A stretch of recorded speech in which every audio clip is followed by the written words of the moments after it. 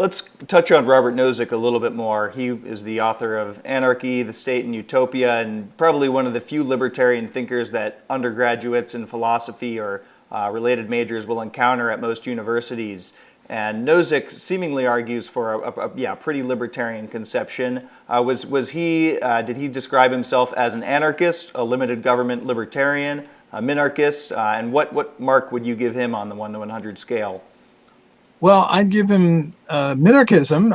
His book, Anarchy, State, and Utopia, was an attack on anarchism.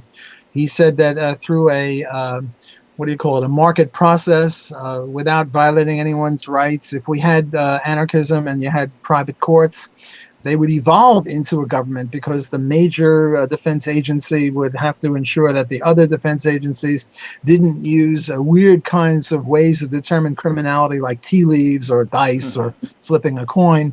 And therefore, they'd have to stop them from doing that. And if they're going to stop them from doing it, they sort of owe them to protect them.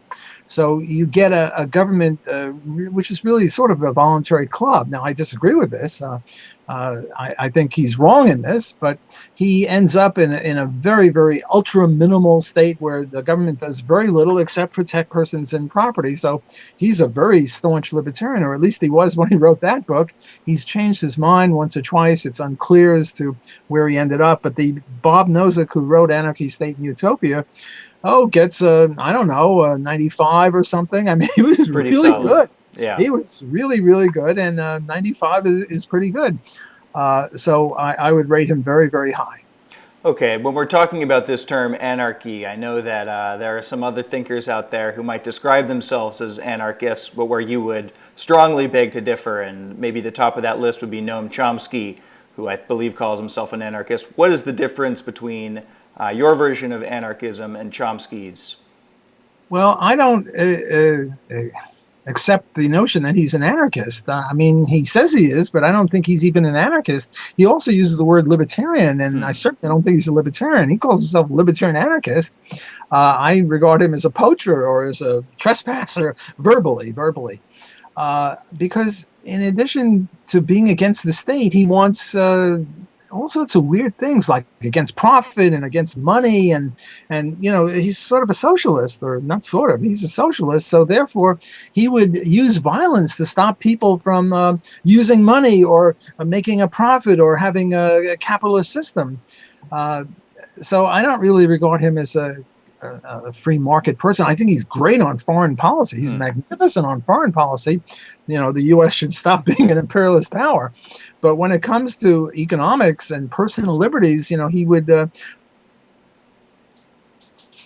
force people to associate with each other against their will, like he would support the 1964 Civil Rights Act, so-called, which compels store owners to serve anybody, even if they don't want to. So he's sort of a leftist. I wouldn't give him a very high mark. I mean, in foreign policy, I'll give him 100. But in personal liberties and in economics, 30, 40, really way down there. And I don't much like that he's trying to poach on our territory and use our words, steal our words from us. So I give him -2 points just for that. I don't really regard him as an anarchist. Anarchy has a bad press. People think that if you're an anarchist, you want to throw bombs or you're lawless or something like that. But some anarchists are like that. I can't deny that. But they're not the libertarian anarchists. Libertarian anarchists are usually peaceful, although we're not pacifists. The word etymologically, an, the prefix an means against, like Anabaptist is against baptism. So anarchy is against archy. So what is archy? Well, archy is just unjustified rule of one person over another. So we're against archy. We're against the unjustified rule of one person over another. We're not bomb throwers. I mean, the people who are throwing bombs are archists or statists. I mean, most bombs are, what is it? R.J. Rummel had a calculation of how many people the government's killed in the 20th century, and he came up with something like 170 million, and that's apart from wars. Compared to that, the Blood and the Crips and the Mafia and some, two-bit gang, they're archists too, but they're pipsqueaks compared to the government. The government is a mass murderer. The government is pure evil for the anarchist. So don't associate us with, the bad guys. We're the good guys. We're against the initiation of violence against innocent people, and you can't get gooder than that. Right. So I think this will help clarify it in the minds of a lot of people. And for people who still have some questions about how we get a more rigorous definition of anarchy than some of Chomsky's more muddled definitions, where might they go to find either something you've written or perhaps Rothbard or another thinker to find how the non-aggression axiom or principle can be applied in some of these more difficult cases where people might not see the private solution as being so obvious? Well, some of the best books on this are written by Murray Rothbard. I'm a big fan of Murray Rothbard. He's Mr. Libertarian as far as I'm concerned.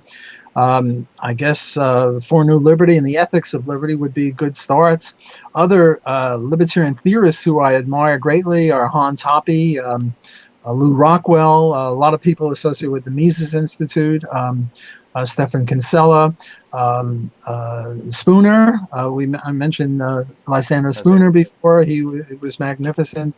There are a lot of good anarchist writers, so I won't mention all the books.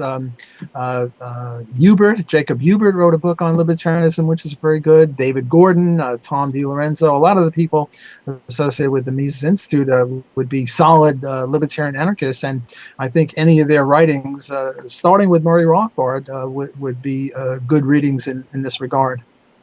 I think that there can sometimes be a temptation for certain libertarians, especially maybe left libertarians, who kind of discover the criticisms of libertarianism revolving around negative externalities, the question of how we care for the poor, and I think they're drawn to the thinking of this guy Henry George, who he doesn't get brought up too often, but occasionally I'll hear libertarians talk about George as possibly someone who could save the movement from criticisms that don't allow for taxation to solve problems or provide for public goods. Can you tell us a little bit, or are you particularly knowledgeable about Henry George and his system, the single tax on unimproved land, and how that either fits or does not fit with your view of anarcho-capitalism? Well, I'm not particularly knowledgeable, but lack of information never stops me from BSing, so I'm going to, have at him. I'm not a George scholar, Henry George, but he is really, really good.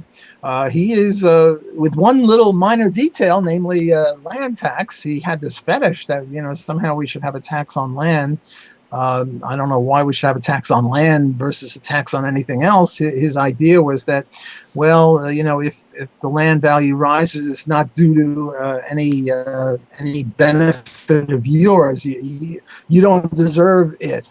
Well, on that basis, LeBron James, the basketball player, doesn't deserve to make I don't know how many oodles of millions of dollars because he didn't do much. Well, he practiced, but the main reason he's so good is because of his environment.